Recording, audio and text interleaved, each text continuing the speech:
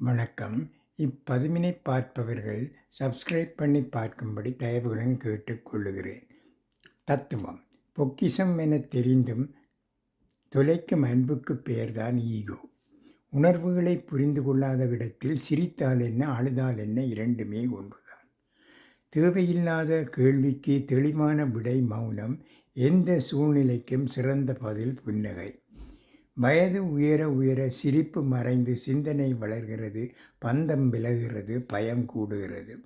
உள்ளத்தில் உண்மை உள்ளவர்கள் ஒருபோதும் தோல்வியடைய மாட்டார்கள். பெருமையாக வாழ்ந்து காட்டுங்கள், தவறில்லை. ஆனால் அடுத்தவர் முன் பெருமைக்கு வாழ்ந்து காட்டாதீர்கள். ஒரே முறைதான் கல் கோவிலுக்குள் சென்றது, அது கடவுளாகிவிட்டது. ஆனால் மனிதன் 1000 முறை கோயிலுக்கு சென்றாலும் மனிதனாக ஆவதில்லை. நன்றி, வணக்கம்.